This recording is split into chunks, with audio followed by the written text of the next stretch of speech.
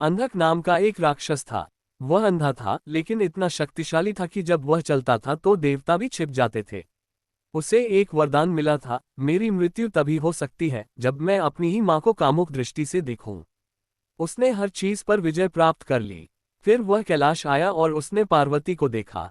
उसकी अंधी आंखों में अचानक रोशनी आ गई और उसने कहा, तुम मेरी बनोगी। शिव खड़े हो गए, न कोई हथियार न कोई क्रोध, बस मौन। अंधक हंसा, तुम क्या करोगे नंगे भिखारी। शिव उसकी ओर चलने लगे। हर कदम के साथ धरती कांप उठी। हर कदम के साथ समय धीमा हो गया। फिर उन्होंने नृत्य करना शुरू किया। कोई साधारण नृत्य नहीं, तांडव। उनके पैरों की थाप से धरती पर ज्वालामुखी फूट पड़े। उनके लहराते बालों से आकाश से तारे टूटकर गिरने लगे। उनके डमरू की गूंज से ब्रह्मांड ढह गए और उसी ताल पर फिर से जन्म ले लिया। गण रो पड़े क्योंकि वह ध्वनि इतनी पवित्र थी। विष्णु ने अपने हाथों से लक्ष्मी के कानों को ढक लिया। ब्रह्मा ने वेदों को ढक दिया ताकि वे जल न जाएं। अंधक ने भागने की कोशिश की लेकिन वह उस नृत्य के जाल में पहले ही फंस चुका था। जहां भी उसने देखा उसे शिव ही दिखाई दिए, आकाश में, धरती पर और अपने ही सीने के भीतर। शिव का तीसरा नेत्र खुला लेकिन उन्होंने अंधक को भस्म नहीं किया।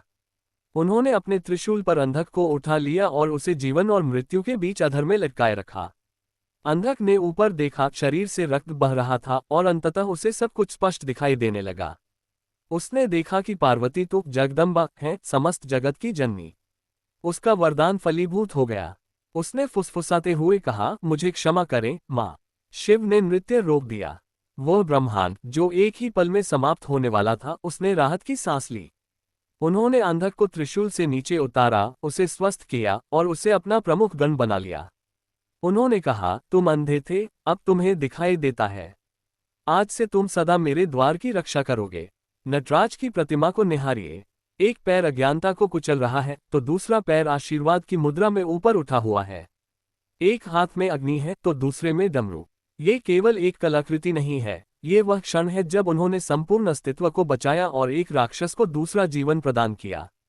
जब कभी जीवन का अंत निकट जान पड़े तो ये स्मरण रखना, संहारक ही नर्तक भी है और उनका अंतिम कदम सदैव करुणा होता है।